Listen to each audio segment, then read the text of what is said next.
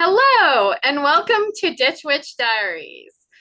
This is an awesome day because today we are into spices and we've got a lot of exciting spices to bring your way. So let's just kick it off. We're going to start with Raven this time, and I'm excited to see what you got. Yay. Yay. All right. Yay, it doesn't. Okay. Yay. So we're going to start with Clove. Ooh. Very interesting. Very interesting indeed. Yes. So this is my botanical. This is what your typical dried clove looks like. Uh-huh. Okay, so botanical name. Hold on, let me reposition my screen. Botanical name, oh man, Syzygium aromaticum. And the parts used are the dried flower bulbs, which is what I just showed, leaves and stems. Oh, I did find one folk name very last minute. It was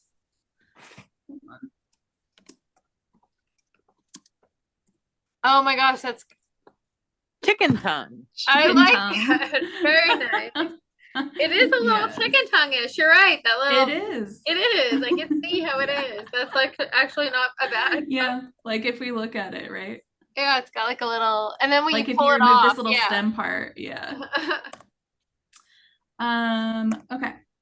So clove was one of the earliest spices that was traded out of, oh, it doesn't say which region, but it was traded out of the Spice Islands of Indonesia. It has been found stored in ceramic like vessels back in 1721 BCE in Syria. And we don't know for sure where it came from, but most people believe that it's indigenous to the Spice Islands of Indonesia. And then in China, during the Han Dynasty, people had to chew on a clove before speaking to the emperor in order to freshen their breath. That was like written, it was law that you had to do that. I love that. Yes. Clove has a very interesting taste. So then I found some info on like the trade. So cloves were introduced to Europe in the 4th century by the Arabian spice traders. So it was part of the spice trade, which we have talked about before. I'm going to circle back to that when we talk about the magical properties. And it went through Europe, or it got to Europe through Alexandria in 176 CE. And the cloves were worth their weight in gold because they had to travel so far, and they were used in food preservation really commonly and also in medicine. So because of the uses of it and how far it had to travel, it was worth a lot of money. Which is weird that people, I mean, this not necessarily in Europe, but in China, it was also it was a very rich spice. It was pricey, but if you wanted to talk to the emperor, you had to at least be able to afford a clove to chew on it before you went to talk to him. So then we see the Portuguese people kind of became the most common traders once they had taken it from the Arab people in the 15th century, and then the Dutch took it over from the Portuguese in the 17th century.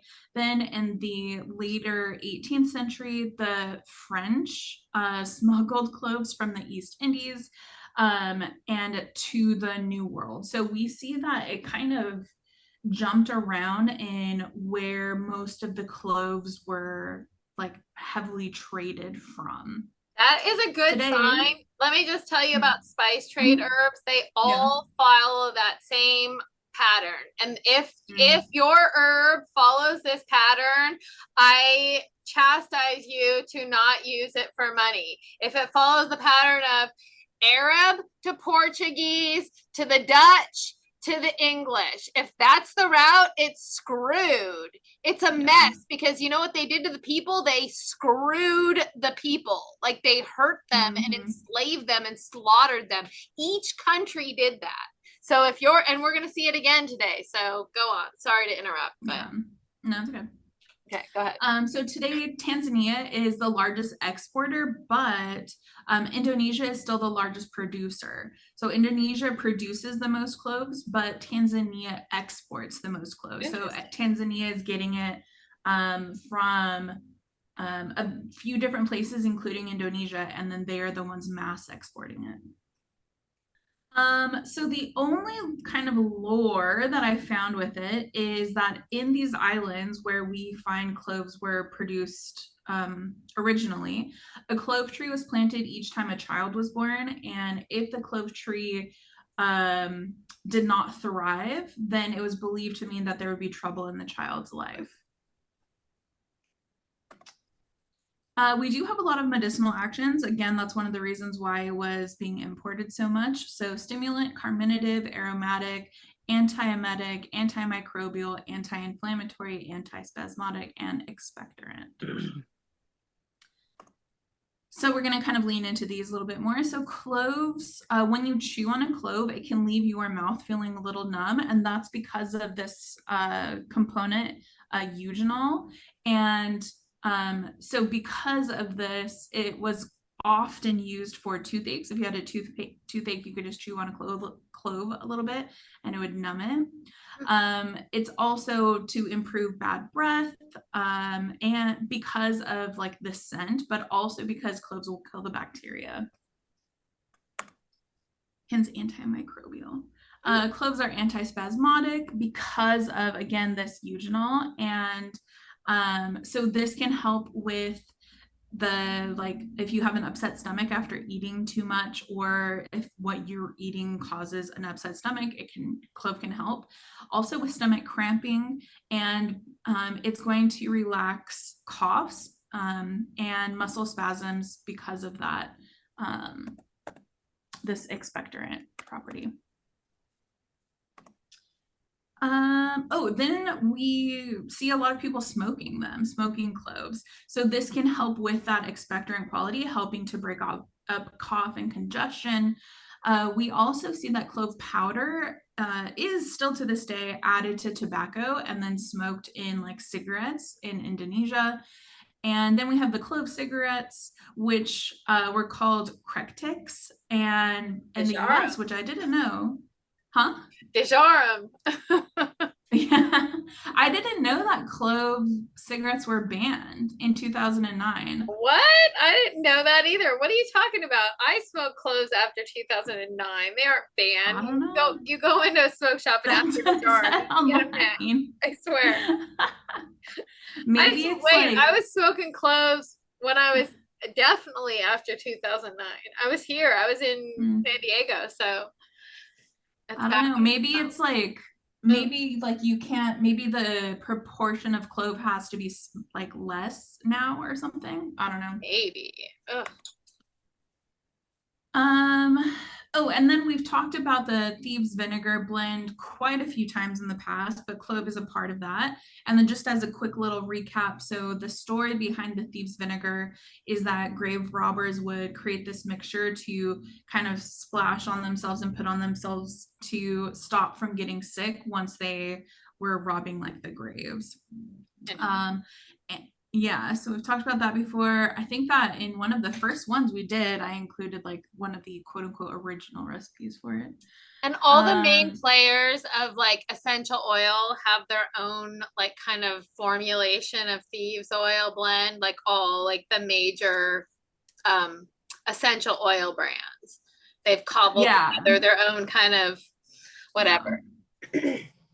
Yeah, I don't know. I would assume that that is how it would be like back when it was actually being used by grave robbers. I imagine that even different locations probably had different blends because it probably got to people through word of mouth, I would imagine.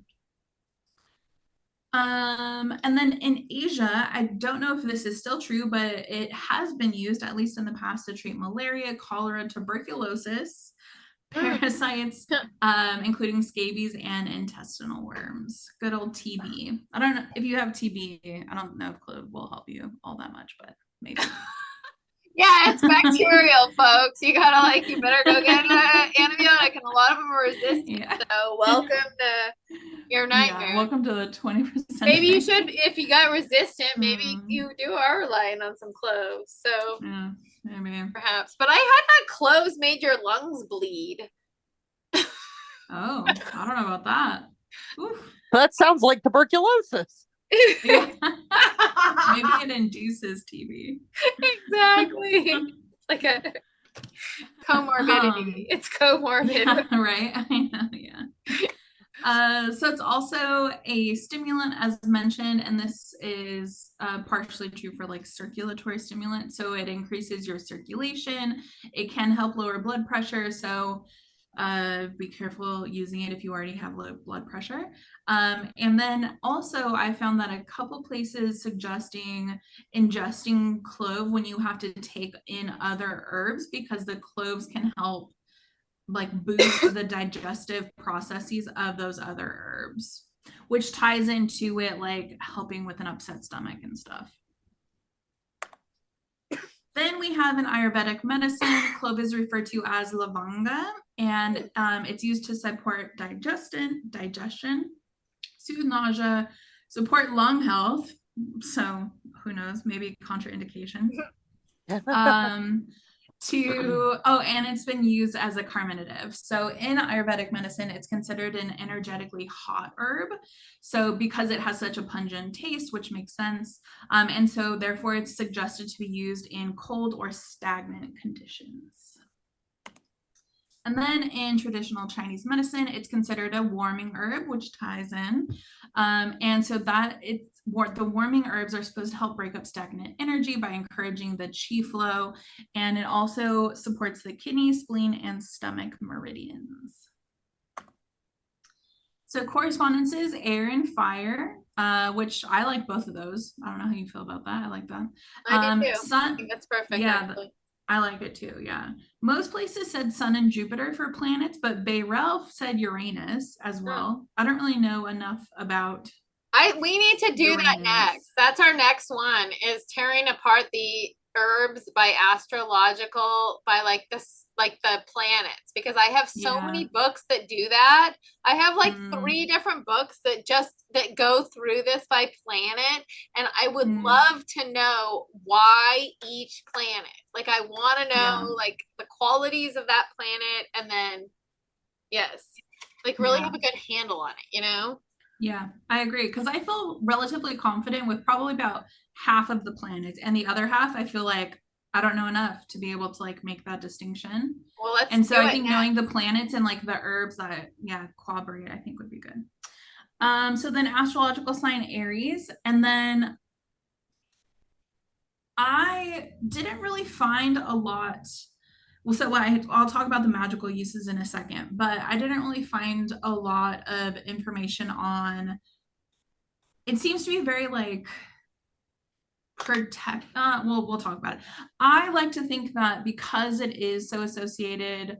So Aries, how do you feel about it being with Aries?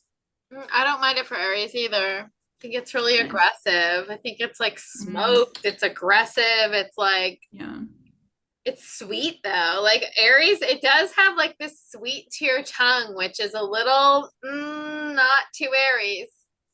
Like it does have like, I think it's something which may make it. I gotta think about it. Yeah, because it is so sweet on your mouth. Yeah, sweet and fiery. Yeah, exactly. Fiery and sweet on your mouth, like maybe like even a Leo. Like that's really sun energy. So it's sun. Yeah. So so it's thought to be helpful with protection, love, and then exorcism. And then I put in money in parentheses, obviously, because most people do talk about it in terms of money, but we have discussed multiple times why we don't like it for money. And so I would not suggest it for money because of the spice trade and all of the negativity associated with that is not going to be, it's going to be dirty money. Essentially, it's going to be like money that brings pain and suffering. Exactly. It's somebody's expense. It's like, exactly. It's like heartless money, thoughtless money. I don't need that energy in my life. I don't need that, So, and then some people can burn clove as an incense to drive away like negativity, hostility, anger, or to like increase the vibes, the energy, to bring in like good, clean kind of energy and purify areas. It's also said to be able to stop people from gossiping about you. And if you carry it, it's supposed to attract like romance and kind of love energy, which is interesting because I feel like we get a lot of I don't think that love, I don't know. I don't really associate love with like the fiery energy necessarily. I mean, I guess maybe like attraction. Passion. It says romance, not love. Yeah, passion. I was thinking even not romance. Romance seems far too nice for it. I think like fiery is like that's sex. That's like attraction. That's like hot and like spicy. That's like that could be between a person and a prostitute. That doesn't have to be between, And like to like bringing calmness to like or comfort to a bereaved heart also is not something very fiery to me, but I don't know. And then it's thought to enhance like your psychic abilities, which whenever I say psychic abilities, I think very much in terms of like meditation or pulling cards or that kind of stuff. That's it for Clove. Okay. Well, let's go back to stop sharing the screen. And excellent. I love that. And I thought you had a lot of stories about it. I think like it's so funny. One time a while ago, I don't know if it was the last time or the time before, you said, I don't have very many stories on these. And then you had like more stories than you ever had in the history of stories. And although this wasn't more stories, it still was, it was great. Thank you so much. Thank you. I feel like I kind of wish that a lot of these herbs had more lores and like ties to deities, but I mean, you can't have ties to all of the herbs. I think like deity ties to all the herbs or folklore. So at least there's some history. Awesome. Well, great. Well, we will see you at the next Ditch Witch Diaries.